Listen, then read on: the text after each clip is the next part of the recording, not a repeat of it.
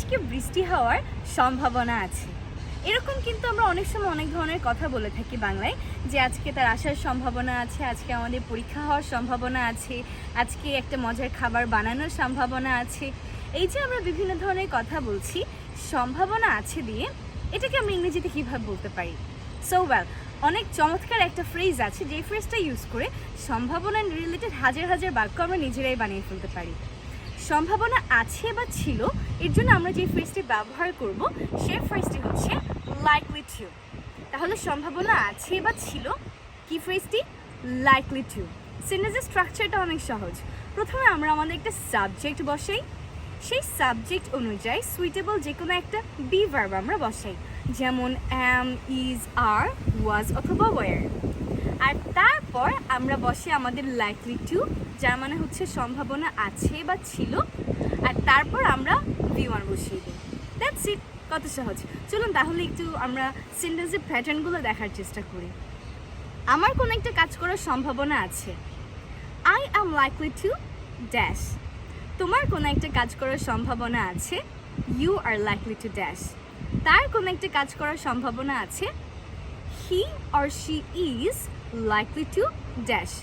আমাদের কোনো একটা কাজ করার সম্ভাবনা আছে, we are likely to dash, and তাদের কোনো একটা কাজ করার সম্ভাবনা আছে, they are likely to dash.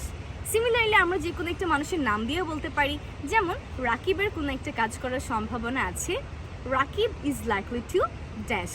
That's it. এবারে ড্যাশের জায়গায় আসলে কি কাজ করার সম্ভাবনা আছে সেই ভার্বটাকে আমরা বসিয়ে দিব V1 ফর্মে। চলুন কয়েকটা সেন্টেন্স একটু আমরা ট্রাই করি। যেমন আমি বলতে চাচ্ছি আজকে আমার যাওয়ার সম্ভাবনা আছে, I am likely to go today.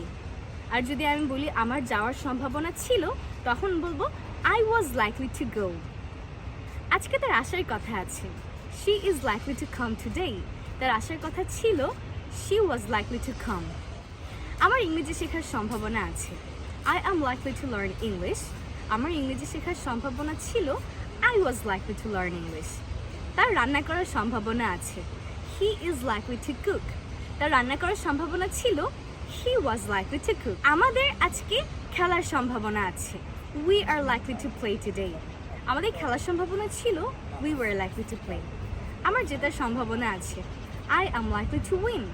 আমার জেতার সম্ভাবনা ছিল, I was likely to win. তাহলে আমরা বুঝলাম যে সম্ভাবনা আছে বললে বি ভার্ব হিসেবে আমরা ইউজ করব অ্যাম, ইজ, আর সম্ভাবনা ছিল বললে বি ভার্ব হিসেবে আমরা ইউজ করব ওয়াজ অথবা ওয়ার। এবার কখন কি বসবে সেটা টোটালি ডিপেন্ড করছে আমাদের সাবজেক্টের উপর।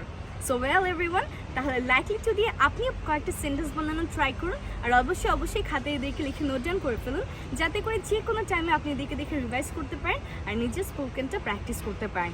দেখা হবে আপনাদের সবার সাথে অন্য কোনো একটা শর্ট টিউটোরিয়ালে। সেই পর্যন্ত অবশ্যই সবাই ভালো থাকবেন, সুস্থ থাকবেন, and stay connected. Don't forget to share this lesson with all your friends. Bye bye everyone.